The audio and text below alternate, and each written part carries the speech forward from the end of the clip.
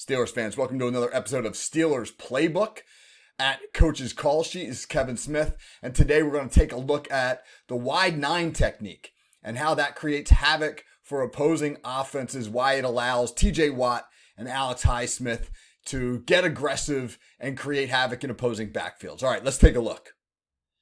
To begin, we want to really define what it means by a wide 9. If you look at the diagram on the screen, the defensive line is broken down into this weird numbering system of so-called techniques, whereby each lineman is assigned a number based upon his alignment in relation to the blocker in front of him. Generally speaking, if you're head up on an offensive lineman, like we see the nose here. Look at the nose right there, drawn head up on the center. That's an even numbered technique, and it works out from the center. So the nose, when he's head up, is a 0, and it becomes a 2 and a 4 as you kind of move out to the guard and the tackle. If you're an outside shade, that is an odd number. So we see here the 9 technique would be, in this example, probably Alex Highsmith lined up on the outside shoulder of the tight end.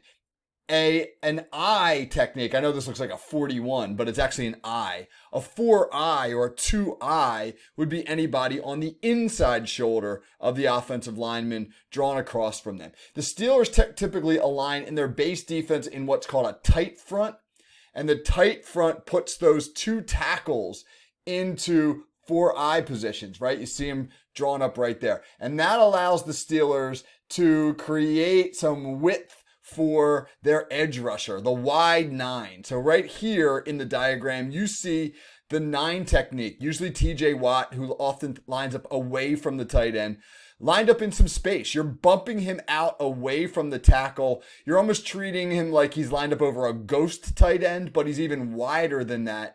And it's going to create space, and it's going to create good angles, and it's going to create problems for the blocking schemes of the offense. All right, let's take a look specifically at how it does these things. All right, so generally speaking, the Steelers like to use these wide 9 techniques in passing situations. First couple clips are from the Steelers game last year against the Seattle Seahawks. Here you see Seattle in a 3rd and long, and the Steelers get into a wide 9 look. Look how wide Watt here on the right and Highsmith here on the left are. And what this is going to do, and it's going to give them great angles coming down now at the quarterback and allow them to really pinch the width of the pocket. The edge rushers are in charge of setting the width of the pocket, and they're really going to compress it on quarterback Geno Smith. And now meanwhile, your defensive tackles up inside here, Montravius Adams and Cam Hayward, are going to push the pocket and set its depth. So we'll run it through one time. Watch how quickly they compress it. And Geno Smith's got to step up and hit his check down. Great open field tackle, and that creates a 4th down. But when look at how the pocket gets pinched and compressed right here. I mean, from this view right here, you can see Geno Smith doesn't really have anywhere to go. He could try to step up and escape through here. But again, in a 3rd and long situation, the Steelers are going to track him down. He wants to try to make something happen with his arm. He does actually a great job. I mean, if you look at the pocket right here, the fact that Geno Smith is actually going to slide up in here and find some space is kind of remarkable. Seattle, what a job they've done reinvigorating his career. Geno Smith played great in this game against the Steelers last year, even though Pittsburgh won. But regardless of that, it's those wide 9s, the angles that the edge rushers, Watt and Highsmith, get here that allow them to pinch the pocket, that forces Smith into this tough check down throw. Steelers make the tackle, and Seattle goes into a 4th down. Here's another one, another 3rd and long situation. Again, the Steelers get the wide 9 looks, Highsmith on the left, Watt on the right. I'm going to quiz you. All right, everybody, here's a quick quiz. Think back to when I was reviewing the techniques. Look at Cam Hayward right here. What technique is this? He's on the inside shoulder of the tackle, right? And when Larry Ogunjobi gets set right here, he'll be on the inside shoulder of the guard. What are those techniques called?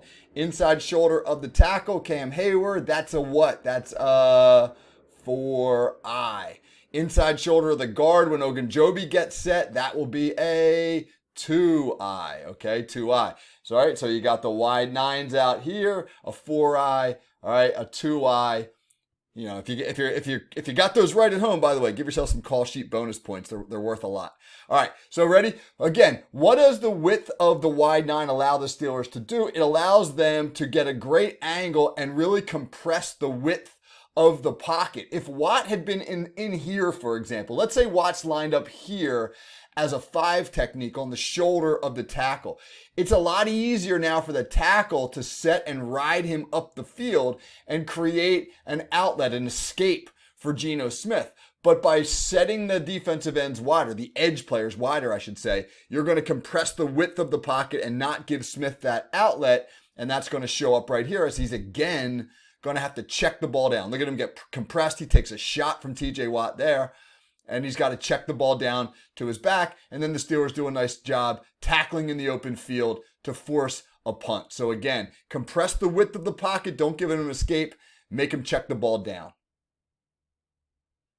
Here's another one, another third down situation. All right, so on the last one, you saw TJ Watt get a pretty good shot on Geno Smith. On this one, the Seahawks going to get a little smarter, and they're going to put a bunch set up here, right? Little tight bunch to Watt's side, and that's going to allow the tight end to stay in and get a chip on Watt. He's actually going to stay in and block him. You don't want to give TJ Watt too many one-on-ones, too many runs at your quarterback, but this is going to free up Highsmith now to go one-on-one, and he's going to get the good angle coming downhill, compressing the width of the pocket, and once again, forcing Geno Smith into a check down. You'll see the sticks up here, and there's the check down, there's the tackle, right? Great job.